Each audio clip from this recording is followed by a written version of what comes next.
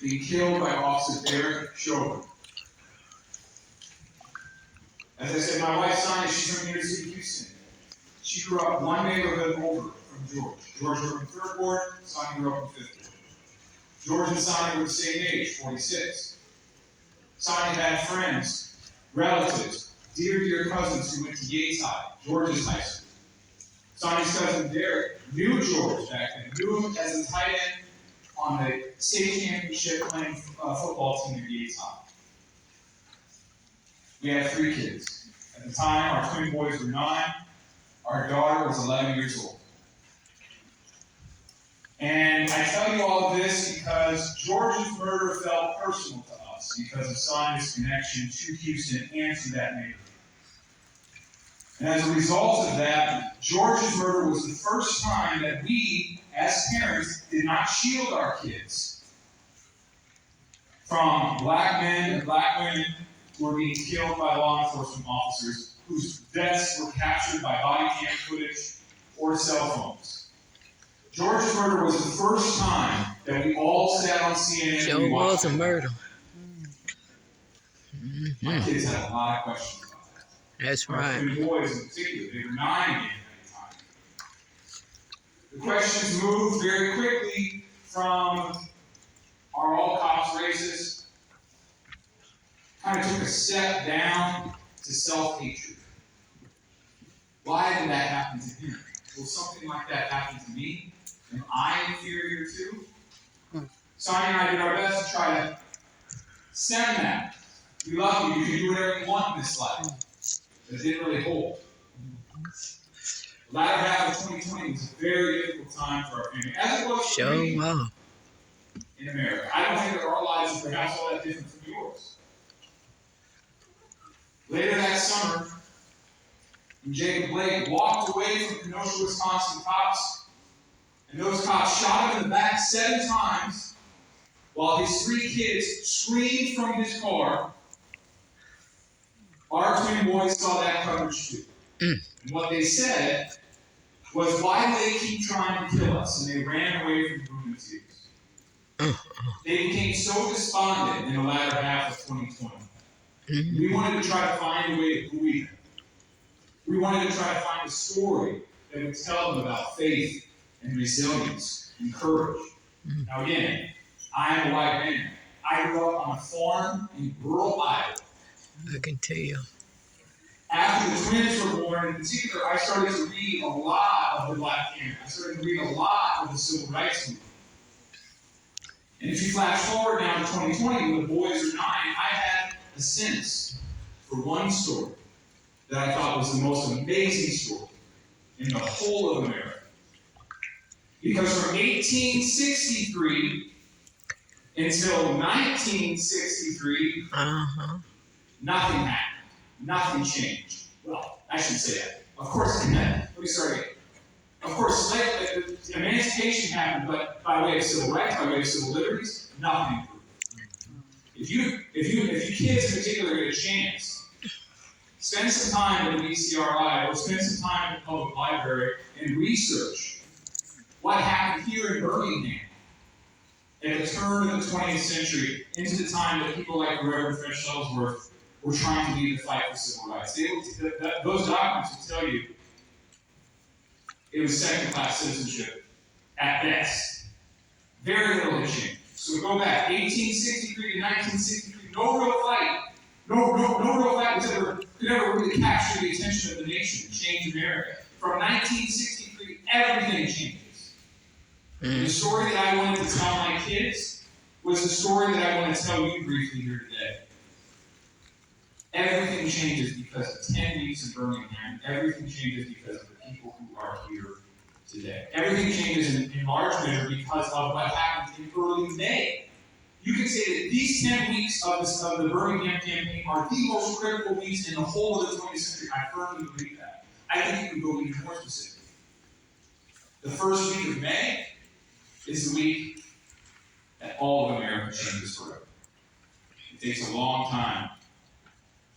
It took a long time, but after that,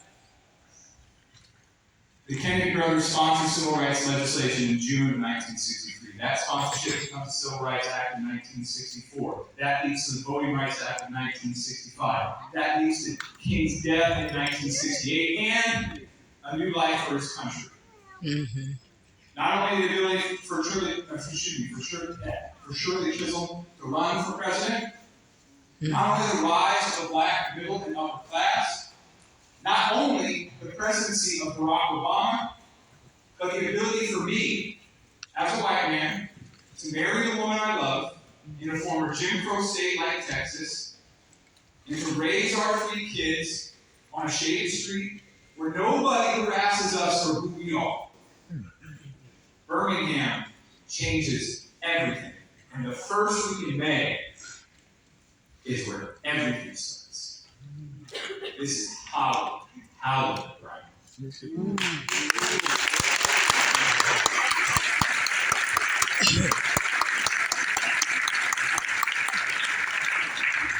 just a few other things that I want to share because we've all seen the footage of Birmingham.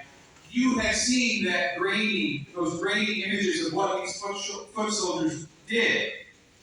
But I want to try to contextualize this just for a minute if I can, especially for the kids here today.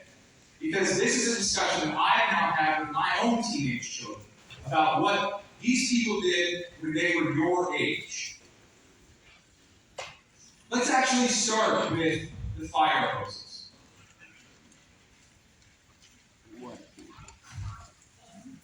You see those images of those kids and you think that must have hurt.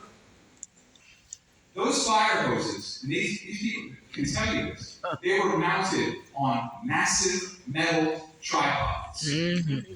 As if it water hurt. As if the force of a cannon was going to rush out.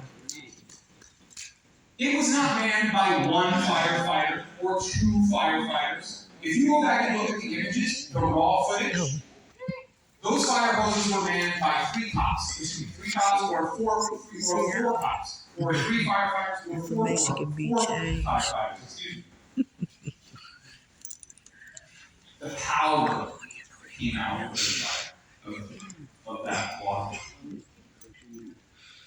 It was enough to knock brick loose from mortar.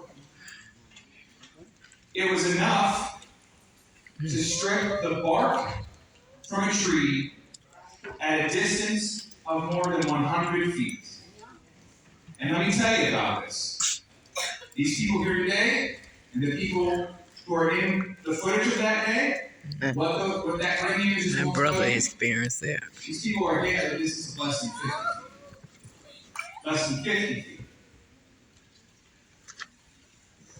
There are people who talked about how when they went out in the line, they could hear the water hissing across other people. And then it would hit them. It would hit their hairline. It would rip the hair straight from the roots, effectively scalping them right outside. 60 years ago. The raw footage showed when the water hit them, kids would just sort of backflip in the air and land flat on their side. Sure did. The water hoses would disintegrate the clothes off of children. It sure did. There was one girl who cartwheeled in over in. Because that's what the water kept doing to her. Mm-hmm. One of the most painful things that I saw from the raw footage was a girl about 14 or 15 years old, the clothes disintegrating around her, the firefighters, three firefighters focusing the hose on her. She's maybe 10 feet away, and they had the cruelty to keep it on and move with it. They effectively slide her down the street, 50, 60, 70 feet. Tried to drown the baby. And she's just screaming in pain and anger. It sure hurt. And there are the dogs. Let's talk for just a second about the dog, because you see images out there of what that was like. The Birmingham Police Department had one black German Shepherd whose name was the N-word. And these people, some of the people who talk to the Oral History Project, will tell you that dog was vicious. He would Mate, grab my somebody by the brother. neck and thrash back and forth. People were effectively feasted on by these dogs.